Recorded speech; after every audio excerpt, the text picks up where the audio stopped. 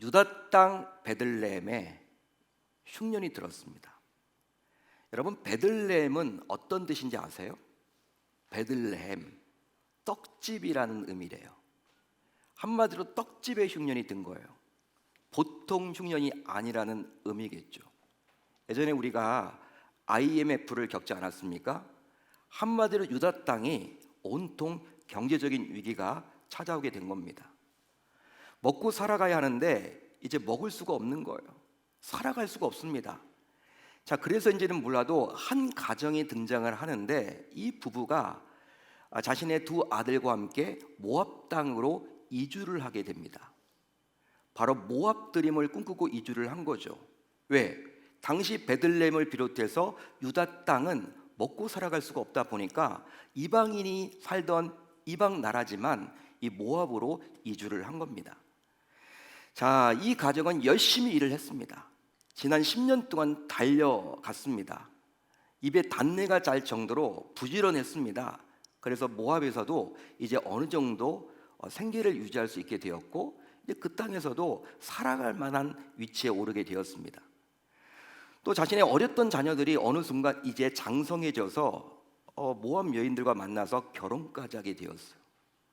여러분, 그런 일들이 계속 이어지면 좋겠지만 어떤 일이 벌어졌을까요? 이 가정에 감당하기 힘든 불행이 닥치게 되었습니다. 어떤 불행이냐? 건강했던 남편이 갑자기 죽습니다. 또 결혼까지 했던 장성했던 두 아들이 갑자기 죽었어요. 여러분, 아버지가 죽고 가장이었던 아버지가 죽고 장성했던 두 아들, 결혼까지 했는데 자녀도 낳지 않고 죽게 되었습니다. 이제 그 가정은요, 누구만 남았습니까? 시어머니와 두 자부만 남게 된 거예요. 여러분, 얼마나 기구한 운명일까요? 여러분, 그런 가정이 있다면 어쩌면 우리가 방송에서나 볼 수 있겠죠. 인간극장에서나 볼 수 있는 가정 아닐까요? 얼마나 기구하고 힘들고 어렵겠습니까? 여자 셋만 남은 거예요. 행복해야 되는데 왜 그런 일이 그런 가정 가운데 일어나게 된 것일까? 자, 그러던 어느 날 시어머니인 나오미는 이제 두 자부를 불러요.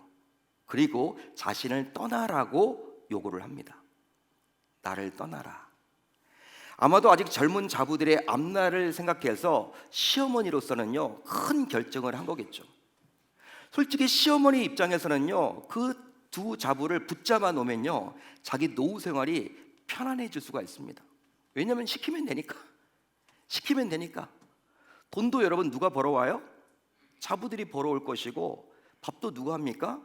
자부들이 할 것이고, 빨래도 누가 합니까? 자부들이 할 것이고, 자기는 그냥 생활만 하면 되는 거예요. 일어나서 모든 생활을 누릴 수 있는 위치에 있었습니다. 하지만 이 젊은 두 자부를 생각해서 시어머니인 나오미는 자기를 떠나라고 허락을 합니다. 시어머니의 말을 듣고 첫째 며느리였던 오르바는 친정으로 돌아가 버렸어요. 반면에 둘째 자부였던 룻은 시어머니의 말을 듣지 않고 끝까지 시어머니의 곁에 남겠다라고 합니다. 자, 오늘 말씀 16절을 볼까요? 우리 한번 같이 읽어봅니다. 16절 시작. 룻이 이르되 내게 어머니를 떠나며 어머니를 따르지 말고 돌아가라. 강권하지 마옵소서. 어머니께서 가시는 곳에 나도 가고 어머니께서 머무시는 곳에서 나도 머물겠나이다. 아멘. 비록 자신과 피 한 방울 섞이지 않은 시어머니였지만 그 시어머니를 향한 따뜻한 애정을 가진 룻의 마음은 정말로 가상합니다. 우리나라는 우리 자부들이, 며느리들이, 뭐 그런 가정들도 여러분 많이 이제 사라졌지만 그냥 시금치도 안 먹잖아요. 며느리들은 시자를 싫어해요. 시자, 시누이, 시댁, 그리고 시어머니, 시할아버지. 여러분, 시자가 들어가면 다 싫어서 우스갯소리로 시금치도 잘 안 먹는데요, 자부들이. 근데 여러분, 여기에 나와 있는 룻은요, 대단하지 않습니까? 굉장한 것 같아요. 자, 그러나 여러분 잘 생각을 해보자고요. 감정만 내세울 것이 아니라 앞으로 살아갈 날을 룻 역시 생각을 해야만 했겠죠. 실제로 아직 젊은 여인이 남편도 없고 자식도 없는데 나이든 시어머니를 모시면서 언제까지 살아갈 수는 없는 노릇이에요. 더군다나 시어머니인 나오미는 모압산도 아니고 이스라엘 사람이었습니다. 한마디로 모압 땅에서는 이방인이었어요. 그러기에 비록 타국에서 혼자가 된 시어머니의 형편을 보면 몹시 불쌍하기도 하고 긍휼의 마음을 갖게 되는 것도 사실이지만, 그렇다고 해서 무조건 흔들리는 감정만을 붙잡아서는 아니 되는 거죠. 왜? 자기 자신도 살아야 하기 때문에. 오히려 이런 상황에서 룻은 냉정하게 대처해야만 하는 겁니다. 한마디로 자녀가 없는 상태에서 남편을 이미 떠나보냈기 때문에 이제 더 이상 쓸데없는 고집을 피울 필요가 없는 거예요. 더군다나 시어머니 나오미 역시 어려운 결정을 한 겁니다. 여러분, 자부 둘을 떠나보낼 때 여러분 이게 쉬운 결정이었을까요? 맨날 며칠 고민을 했겠죠. 노심초사를 했겠죠. 그런 끝에 내린 결정이었어요. 아마도 이 가정의 사정을 잘 아는 사람들은 룻의 앞날을 생각해서 나오미의 이런 결정을 너무나 잘했다라고 칭찬했을 거란 말이죠. 한편 룻의 친정 식구들은 어땠을까요? 이런 상황에서 어서 빨리 룻이 친정으로 돌아오기를 학수고대하지 않았을까요? 사랑하는 딸이 결혼했는데 아이도 없이 남편이 그냥 급사를 해버린 거예요. 그런 상황 가운데 이제 특별히 놔줄 수 있는 권한을 가지고 있는 시어머니가 돌아가라고 하니까 그 친정 부모님들은요, 어서 빨리 돌아오기를 학수고대했겠죠. 더군다나 손이 동서였던 오르바가 이미 친정으로 돌아갔기에 룻 역시 친정으로 돌아간다고 해서 룻을 책망하거나 질책할 사람은 아무도 없습니다. 자, 그런데 왜 정작 룻은 그리 고집을 피우는 것일까요? 더 나아가 룻의 본심은 과연 무엇이었을까요? 자, 그렇다면 룻이 시어머니였던 나오미를 떠나지 않으려고 했던 진짜 이유는 과연 무엇 때문입니까? 여러분, 왜 이 룻은요 이렇게 했을까요? 우리가 보기에 이해가 잘 안 되는 이런 행동을 하는 것일까요? 그것은 바로 단순히 홀로 남은 연로한 시어머니를 모시려는 효심을 넘어선 시어머니의 신앙을 본받으려는 신앙적 결단 때문입니다. 믿으시면 아멘, 동의하시면 아멘. 자, 오늘 말씀 16절 하반절을 볼까요? 이렇게 나와 있습니다. 어머니의 백성이 나의 백성이 되고 어머니 하나님이 나의 하나님이 되시리니. 아멘. 시어머니인 나오미가 보여주었던 여호와 하나님을 룻도 믿고 따르게 되면서 결국 시어머니의 신앙을 따라 자신도 이제 새로운 삶을 살겠다라는 다짐이요 결단이었던 거예요. 따라서 룻이 시어머니를 떠날 수밖에 없었던 진짜 이유는 효도가 아닙니다, 여러분. 효심이 아닙니다. 불쌍히 여기는 긍휼의 마음이 아니라 어머니의 하나님을 향한 신앙적 결단 때문입니다. 동의하시면 아멘. 감정 때문에 그리한 게 아니에요, 여러분. 아, 효해야지. 아, 불쌍해라. 아, 이방인인데 우리 어머니 어떻게 살아? 그런 여러분 얄랑한 감정 때문에 그렇게 했던 게 아니라는 거예요.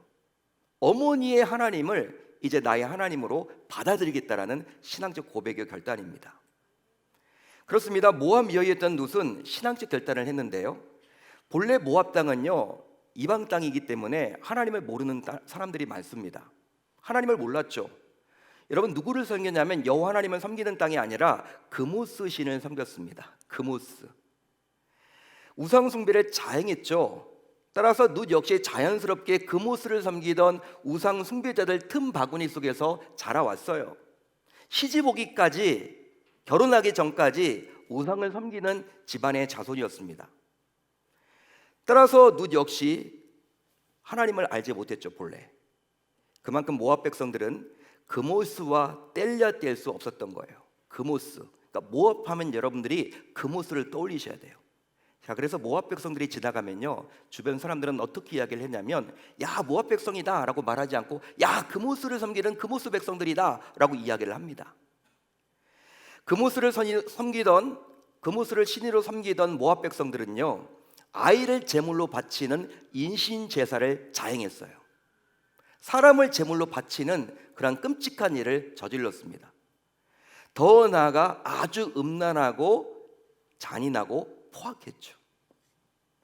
자, 그러면 왜 그들은 그모스에게 인신제사를 드렸을까요? 자기의 아들이나 자기의 자녀나 딸이나 여러분 동네에 있는 어린 아이들을 갖다 바쳤단 말이에요. 왜 그런 일을 자행했을까요? 먼저 절박한 상황 속에서 민족의 수호신인 그모스의 도움을 받기 위해서입니다. 여러분 열왕기하 3장을 보게 되면요, 어떤 한 사건이 나타나는데 바로 모압 왕 메사가 등장을 해요. 이 모압 왕 메사가 당시 이스라엘과 전쟁을 했는데요, 전쟁에서 지게 된 거예요. 모압이 지게 된 거예요. 여러분 절대 왕정 국가에서 전쟁에서 지게 된다, 자기가 참전한 전쟁에서 지게 되면요, 나라를 빼앗기는 겁니다. 그런 절체절명의 위기를 만나자 이 모압 왕 메사는 어떤 짓을 했냐면 자신의 맏아들을 인신제사시킵니다. 자신의 맏아들, 장차 이제 왕이 될 그 아들을요, 인신제사를 시켜버려요. 여러분 그만큼 전세를 뒤바꾸려고 했던 거죠. 한마디로 위기를 기회로 바꾸고자 당시 모압 백성들은 인신제사를 드렸습니다. 이처럼 스스로의 힘만으로 감당하기 힘든 상황 속에서 민족의 수호신이었던 그모스에게 도움을 구하고자 인신제사를 당시 드렸던 것이죠. 더하여 이제 먹고 살아가는 문제를 그모스를 통해서 해결받기 위해서입니다. 여러분 사람에게 있어서 먹고 살아가는 문제가 가장 중요하죠. 그것보다 더 중요한 게 없습니다. 소위 민생이라고 이야기하는 여러분 먹고 살아가는 문제보다 더 큰 문제는 없어요. 고대 사회도 마찬가지고 지금도 역시 마찬가지입니다.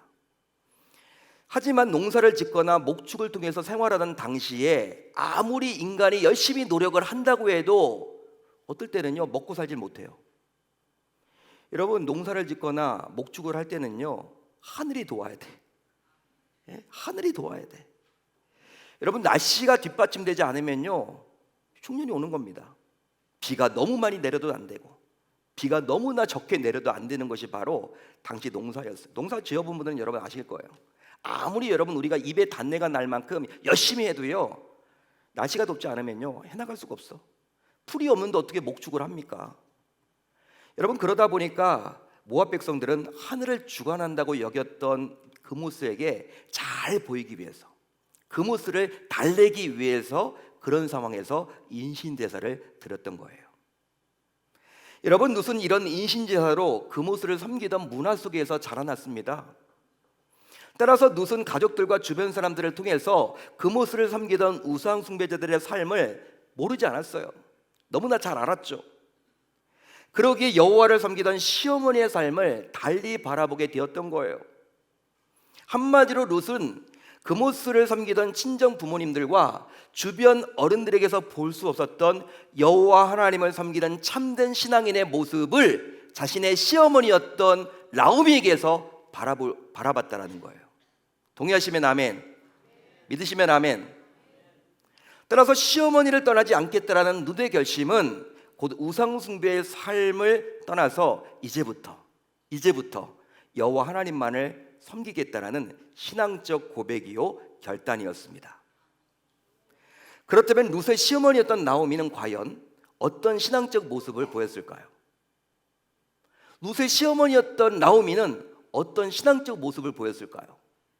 어떤 신앙을 살았길래 그녀의 신앙을 바라보고, 여러분 말도 잘 안 통했을 거 아니에요. 어떤 의미에서는 서로 여러분 피 한 방울 섞이지 않았고 얼굴 색깔도 달랐던 자부였던 룻이 그 시어머니의 신앙을 보고 하나님을 믿게 되었냐라는 거. 과연 그녀의 신앙은 어떤 모습이었을까? 우리는 생각을 해보게 됩니다. 자, 그렇다면 나오미는 어떤 신앙을 가졌습니까? 우선 하나님께 마음을 두었습니다. 하나님께 마음을 두었습니다. 자, 오늘 말씀 6절을 볼까요? 우리 한번 같이 읽어봅니다. 시작. 지방에서 여호와께서 자기 백성을 돌보시사 그들에게 양식을 주셨다 함을 듣고. 아멘. 나오미는 비록 몸은 지금 어디에 가 있어요? 베들레헴이 아니라 어디에 가 있습니까? 모압 지방에 가 있지만 마음과 생각만큼은 온통 어디에 가 있어요? 자기 고향인 베들레헴에 가 있죠. 왜 그럴까요? 모압에서 적응 못했기 때문에 그런 게 아니에요, 여러분. 왜 그랬을까요? 여러분, 그 베들레헴 땅을 다스리는 누구? 여호와 하나님을 떠올렸기 때문이에요. 하나님을 마음에 두었기 때문이에요. 그 결과 여호와 하나님께서 그 백성을 돌보셨다라는 말을 들었던 그녀는 이제 모압에서의 삶을 청산하고 고향으로 돌아가려고 했던 거예요. 이처럼 나오미는 이방 땅에서도, 하나님을 믿지 않았던 주변 사람들이 바글바글 거리던 이방 땅에서도 하나님을 향한 마음과 생각을 가지고 있었습니다. 그런 신앙인이었습니다. 믿으시면 아멘, 동의하시면 아멘. 다음으로 자부들을 진심으로 사랑했습니다. 자부들을 진심으로 사랑했습니다. 자, 오늘 말씀 8절을 볼까요? 우리 한번 같이 읽어봅니다. 8절 시작. 나오미가 두 며느리에게 이르되 너희는 각기 너희 어머니의 집으로 돌아가라. 너희가 죽은 자들과 나를 선대한 것과 같이 여호와께서 너희를 선대하시기를 원하며. 아멘. 정말 감당하기 힘든 여러 어려움을 연속해서 겪었지만 나오미는 현실의 늪에 빠져서 불만하거나 불평하지 않았어요. 그랬기에 그녀는 자기 자부들의 앞날을 떠올리며 친정으로 돌아가도록 허용했던 거죠. 더 나아가 두 자부에게도 어떻게 합니까? 하나님의 주권적인 복이 임하도록 빌었어요. 하나님께서 나를 축복해 주셨는데 내가 믿는 하나님이 자부들 너희들 가정도 축복해 주길 원해. 그렇게 빌었다라는 거예요. 그만큼 그녀는 자기 자부를 끔찍하게 사랑했던 시어머니였습니다. 할렐루야, 할렐루야. 그러니까 인간적인 감정 때문에 그런 게 아니에요. 하나님의 사랑을 받은 자로서 그 하나님의 사랑으로 그 두 자부를 대했습니다.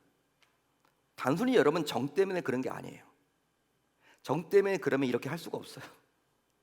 자기를 먼저 챙기지 그럴 수가 없습니다, 여러분. 막상 떠나보낸다고 생각을 해보세요. 자기가 여러분 이제 손수 다 빨래부터 다 해야 돼.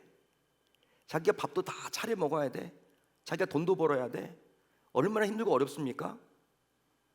여러분, 그런데 이게 인간적인 여러분 감정이 아니라 바로 하나님으로부터 받았던 사랑을 자부에게 그대로 전달하고 있는 그녀였기 때문에 가능했던 것이죠. 그녀는 바로 이런 신앙을 가지고 있었습니다.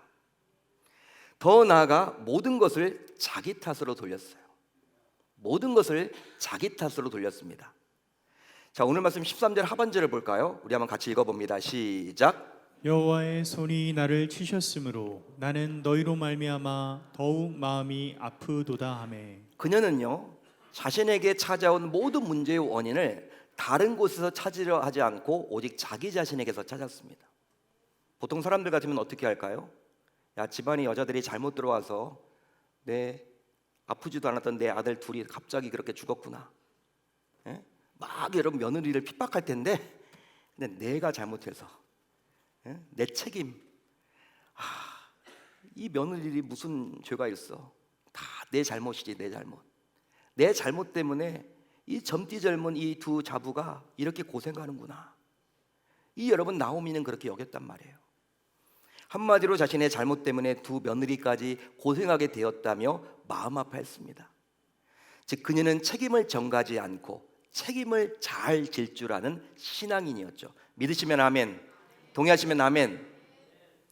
여러분, 이런 나오미의 신앙적 행태 덕분인지는 몰라도 룻의 신앙적 결단은 결코 흔들리지 않았습니다. 잠깐의 감정 때문에 그렇게 한 게 아니었단 말이에요. 끝까지 갑니다. 자, 오늘 말씀 17절을 볼까요? 우리 한번 같이 읽어봅니다. 시작. 어머니께서 죽으시는 곳에서 나도 죽어 거기 묻힐 것이라. 만일 내가 죽는 일 외에 어머니를 떠나면 여호와께서 내게 벌을 내리시고 더 내리시기를 원하나이다 하는지라. 아멘. 여러분, 이 룻의 이 간증을 한번 보세요. 어머니께서 죽으시는 곳에서 나도 죽어 거기에 묻힐 것이라. 여기 자부들도 앉아 계신다면 이런 고백을 하실 수 있겠냐는 거예요. 만일 내가 죽는 일 외에 어머니를 떠나면 여호와께서 내게 벌을 내리시고 더 내리시기를 원하나이다. 여러분, 이렇게 할 수 있겠습니까? 이런 자부가 여러분 참 귀하잖아요. 보통 여러분 노력으로 되는 게 아닙니다. 이건 인간의 노력이 아니에요, 여러분. 시어머니인 나오미 곁에서 결국 뼈를 묻으면서 여호와 하나님을 섬기는 신앙생활을 하겠다라는 누세 단호한 신앙적 결단을 볼 수 있는 거죠. 흔들리지 않는 거예요. 실제로 처음에는 시어머니를 통해서 접하게 된 하나님이었지만 이제는 자기 안에 여호와가 살아계심을 그녀는 믿게 되었습니다. 할렐루야, 할렐루야. 그 결과 룻은 어떻게 되었느냐? 결과적으로 하나님으로부터 복을 받게 되었습니다. 하나님으로부터 복을 받게 되었어요. 복을 주시는 하나님이 그녀에게 복을 주셨습니다. 어떤 복을 주셨습니까? 하나님께서는 보아스라는 사람을 예배해 놓고 이제 보아스와 룻이 결합하게 해요. 가정을 이루도록 만듭니다. 그 결과 어떤 일이 벌어졌습니까? 바로 룻은 다윗 왕 알죠? 이 다윗의 증조 할머니가 됩니다. 여러분, 이스라엘 백성들 하면요, 아브람 다윗이잖아요. 아브람과 다윗. 지금도 이스라엘 국기를 보면 다윗의 별이 그려져 있지 않습니까? 다윗이 여러분 어떤 존재냐면요, 이스라엘 백성들에게 우리나라 사람들이, 한국인들이 이순신 장군을 대하는 것과 마찬가지예요. 싫어하는 사람 아무도 없습니다. 그 위대한 다윗 왕의 증조 할머니가 되었어요. 그뿐만이 아니에요, 여러분. 예수님이 오시는 통로인 신앙적 가문을 일으켰죠.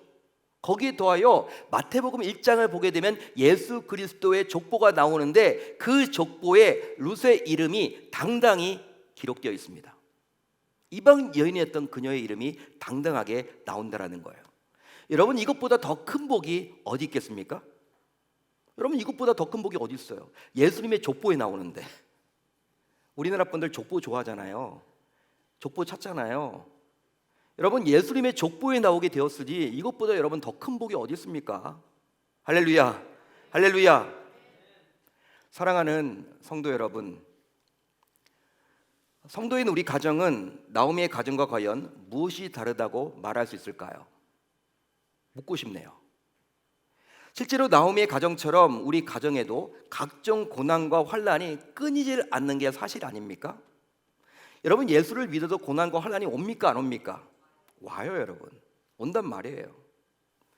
자, 그러면 고난과 환난을 신앙으로 이겨냈던 나오미처럼 성도인 저와 여러분들 역시 과연 고난과 환난을 신앙으로 잘 이겨내고 계십니까? 더 나아가 나오미처럼 부모로서 자식들과 손주들이 믿고 따를 만한 신앙적 모습을 성도인 우리는 과연 보여주고 계십니까? 혹시 부모인 우리의 신앙적 태도 때문에 신앙에서 이탈한 자식과 손주들이 없지는 않습니까? 그뿐 아니라 만약 우리의 가문에 룻과 같은 자가 있다면 과연 누구라고 말할 수 있을까요? 우리의 가문에 룻과 같은 자가 있다면 누구라고 여러분들은 이야기하시겠습니까? 여러분, 현재 성도인 우리는 5월 가정의 달을 보내고 있습니다. 가정의 달.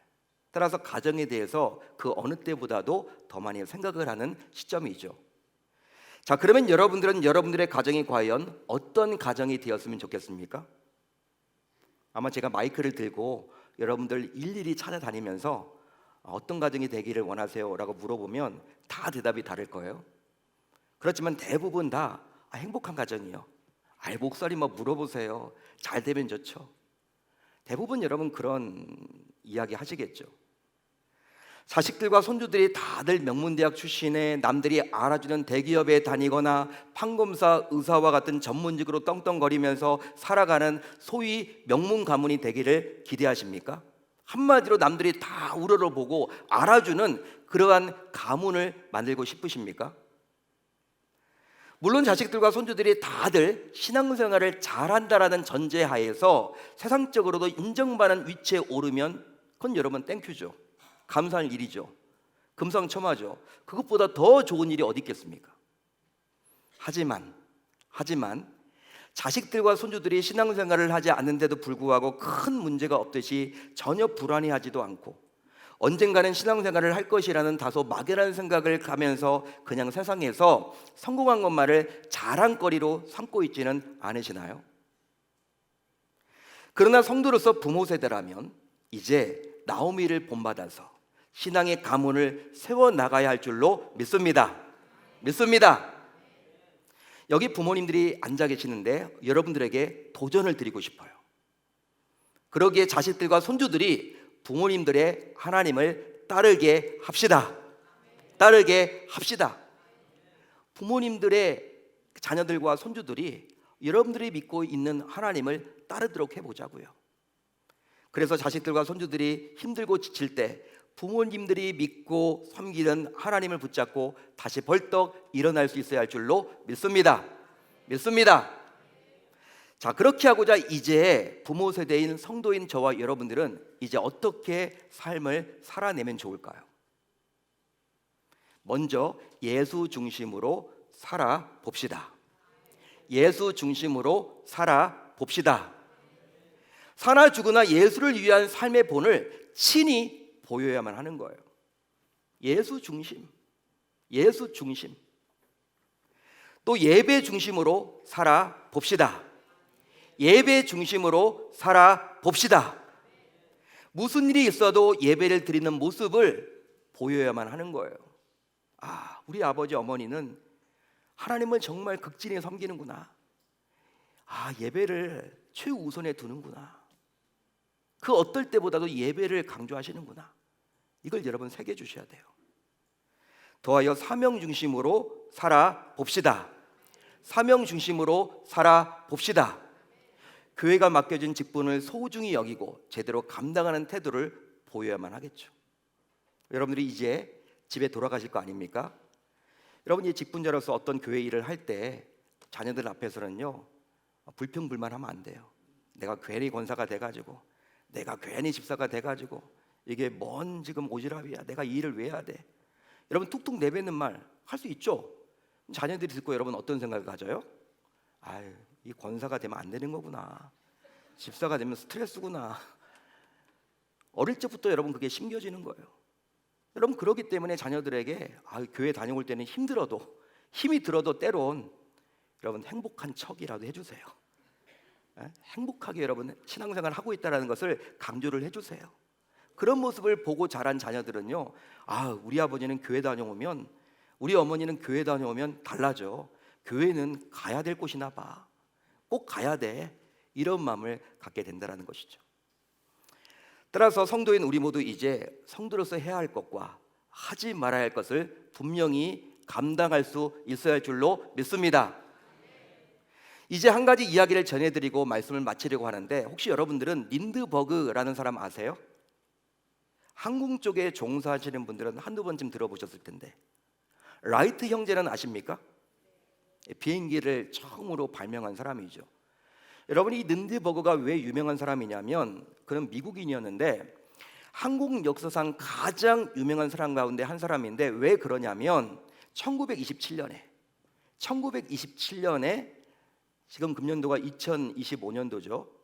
여러분, 지금으로부터 꽤 오랜 시절에 1927년에 그는 프로펠러 비행기를 타고 미국 뉴욕에서 프랑스 파리까지 대서양을 처음으로 횡단한 사람이었기 때문이에요. 뭐든지 처음 해야 되나 봐. 대서양을 비행기 타고 횡단했던 사람이에요, 처음으로. 여러분, 그 전까지 유럽과 미국과 유럽을 다니려면요, 어떻게 다녀야 돼요?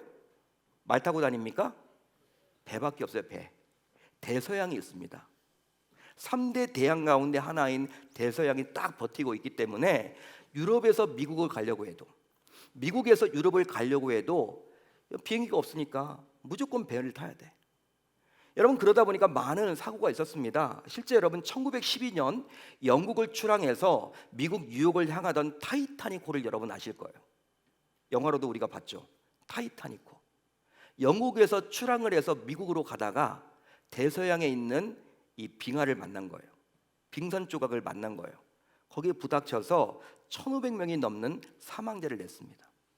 1,500명이 넘는 사람이 죽었어요. 수장되었어요. 그 배는 지금도 가라앉아 있습니다. 자, 그러니 대서양을 비행기로 횡단했던 린드버거는 이rak 세계적인 스타가 된 거예요. 스포트라이트를 받는 거예요. 지금의 BTS처럼 돼버린 겁니다. 가장 유명한 사람이 된 거예요. 자, 그래서인지는 몰라도 그가 파리에 도착했을 때 비행기를 타고 파리에 도착하자마자 한 커다란 담배 회사 사장이 찾아왔어, 그에게. 그리고 5만 불을 주겠다라는 거예요. 내 소원 한 가지만 들어주면 5만 불을 지켜주겠다라는 거예요. 여러분, 지금도 5만 불이 큰 돈인데 1900 여러분 그 당시 27년이에요. 얼마나 여러분 5만 불의 가치가 컸겠습니까? 그 돈을 그냥 준다라는 거예요, 여러분들. 주겠다라는 거예요. 어떤 제안을 했냐면, 자기가 담배 회사 사장인데 담배 한 개 피를 피라는 것도 아니야, 불을 붙이라는 것도 아니에요. 그냥 여러분이 이렇게 손가락에 대고 이렇게 딱 하는 모습을 사진으로 찍어서 해주면 내가 5만 불 주겠다라는 거예요. 담배 피는 그 장면을 사진으로 남기고 싶다라는 거예요. 아마 그걸로 광고를 하려고 했겠죠. 유명한 인사니까. 여러분, 우리들 같으면 어떻게 할 것 같아요? 우리 권사님들 어떻게 할 것 같아요? 5만 불을 준대. 5만 불. 순간 딱 눈만 감으면 돼. 응? 순간 여러분 눈만 감으면 5만 불이 생겨. 우리 같으면 어떻게 할까요?